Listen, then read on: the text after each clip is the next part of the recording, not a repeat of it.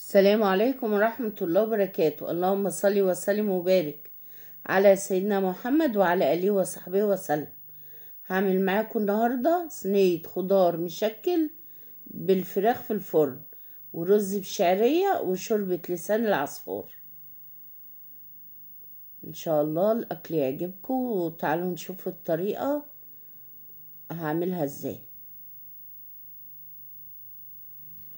اول حاجة هوضب الخضار.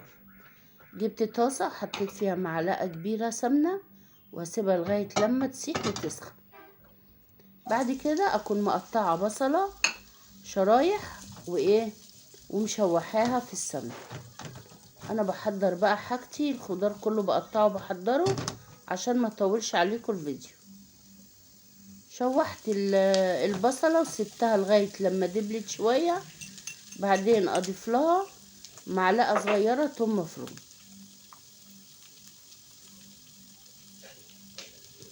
حطيت التوم برضه هديها تقليبة كده مع البصلة عشان ريحة التوم برضه تطلع مع البصل.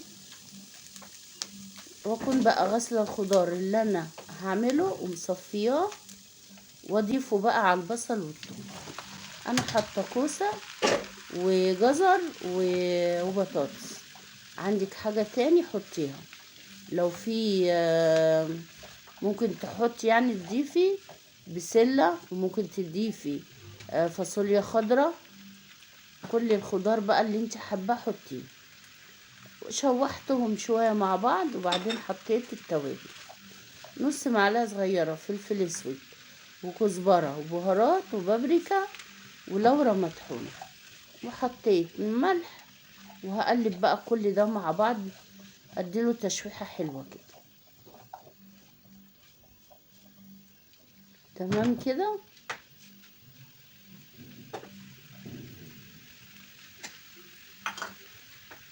هضيف بقى فلفل رومي، ولو في فلفل الوان حطي برضو. كل الخضار فيه فوائد، وعشان نستفاد يعني بالقيمه الغذائيه. برضو اديته تشويحه مع الخضار.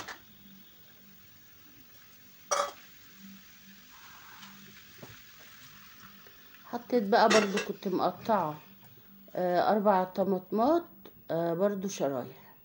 حطيتهم اهو، وهديه برضو تشويحه.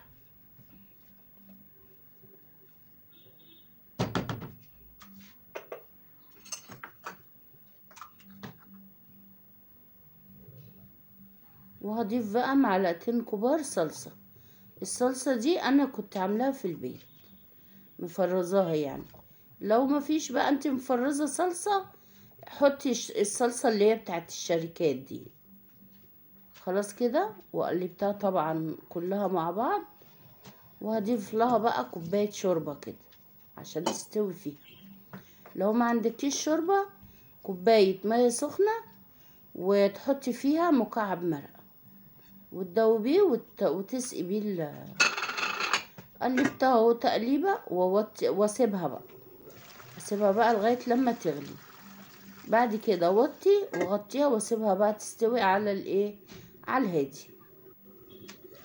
هنا كانت خلاص استوت اهي. الخضار كله كان استوى هنا، وشربت برضو ميتها يعني. مكانش فيها الا شويه صلصه بساط يعني. اهي ما شاء الله على ريحتها بقى تحفه. جبت بقى الصينيه اللي انا هحطها في الفرن وحطيت الخضار فيها. سويته اهو. طب ليه انا حطاها في صينيه واسعه كده؟ عشان انا رصيت عليها الفراخ وهدخلها الفرن تاخد وش مع الخضار، تبقى طعمها في منتهى الجمال. والفراخ كأنها بتبقى عاملة زي المشوية بالظبط.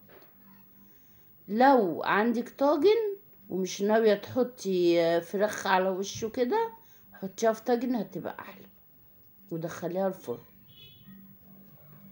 طبعا انا هنا كنت سلقه الفراخ، حطيتها وباخد من الصلصه بتاعه الخضار وبحط فوق الفراخ.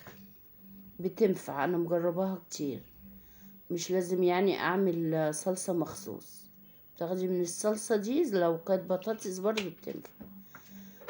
وحطيت بقى، رشيت عليها شوية زيت اهي، واحطها بقى في الفرن في الشبكة اللي في النص، وافتح الفرن من تحت ومن فوق، واسيبها بقى ايه على درجة حرارة متوسطة، تاخد بقى لون براحتها.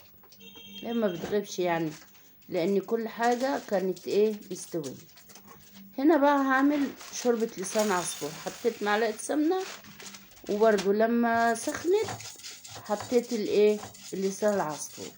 حطي بقى اللي انت عايزاه، المقدار يعني.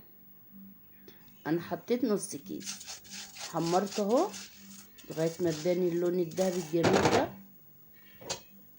وبعدين رحت حطاله بقى شويه شوربه. انا مش هحط الشوربه كلها، انا بحط شويه الشوربه دول وبسيبه يغلي، واول ما يغلي اطفي عليه واسيبه بقى لغايه لما تشرب اهي يغلي تاني. انا كده اغطيها واطفي عليها. خلاص كده انا كده غطيتها اهو، طفيت عليها وهسيبها لغايه لما بقى ايه تشربها، تشرب ميتها يعني، تشرب الشوربه بتاعتها. كان هنا بقى كان شربت الشوربه، وانا ايه بفكها من بعض وازودها بقى الشوربه اللي انا عايزاها، واسيبها هي تغلي غلوه واحده. طبعا هي استوت اصلا، لما بتغلي وبطفي عليها وبسيبها هي بتستوي. وهنا خلاص استوت وهطفي عليها بقى. هعمل بقى الرز. احمر الشعرية، حطيت لها معلقة ملح عشان لما باجي احمرها بتتحمر اوام، بيبقى الشعرية دي كلها لون واحد. هنا اتحمرت الشعرية اهي، اكون غاسلة بقى الرز ومصفياه واحط بقى الشعرية.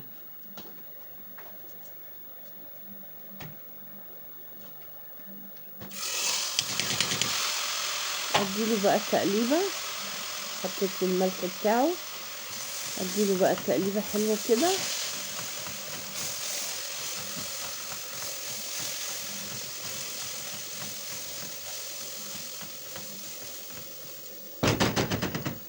ازوده بقى المية، انا بحب احط مية سخنة عشان بتفلفل الرز وتخليه طعمه حلو. اظبط المية بقى بتاعتها كويس، واغطي عليه بقى واسيبه يشرب.